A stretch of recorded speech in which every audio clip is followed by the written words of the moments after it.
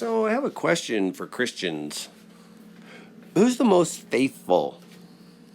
Because I think for most Christians that would be themselves, right? You're the most faithful to God, right? You are. You're to most Christians anyway.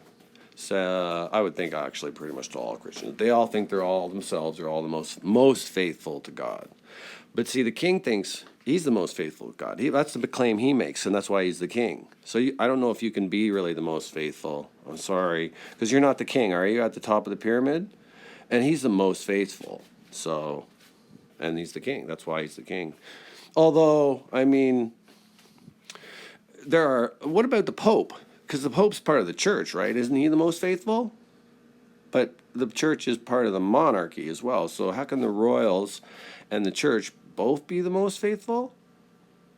I mean, they're not gone, right? Because the royals are still pretty powerful and the church is still there. The Vatican, that's where Jesus, this whole Jesus thing, Jesus apparently, according to the Pope, Jesus created the Catholic Church. That's his church. That's where Jesus comes from, the whole stories and all that, from the Catholic Church. But then there's the Protestant Church, and they're there to protest the Catholic Church. So they're saying that Catholic Church does Christianity wrong because they protest. They're the Protestants. They protest. They're also called the Lutherans. I'm not sure if you knew about this, but the Lutheran Church was in protest of the Catholic Church. So they were saying that they were doing Christianity wrong. This is nothing new, by the way, because there's also the Aryan faith, and you said that most Christians were doing it wrong as well. And see, well, the Jehovah's Witnesses seem to have picked up on this as well, because they say that Jesus is not God. It is not the Father. The Father is not the Son, so Jesus is the Son, is not God. And Jesus was a human and can't be God because it's different. So these Christians, they never really did agree. And so they call themselves the most faithful. Actually, Jehovah's Witnesses, I believe, call themselves true Christians. So that means that all the other Christians are not true Christians. So, but I of course, the Protestants would argue that. So they would protest. And the Catholic Church is pretty much the most powerful. That's the First Reich. They go back to the beginning of Christianity back in Rome and all that. So they got a lot of say, I guess. Would they be the most faithful?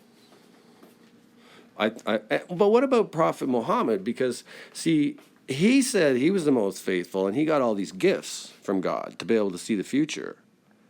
And that's why he was so powerful, rich and powerful. So would that make him the most faithful? Because I don't think he's part of the Catholic Church. I'm sorry, but maybe I'm wrong. I don't think so.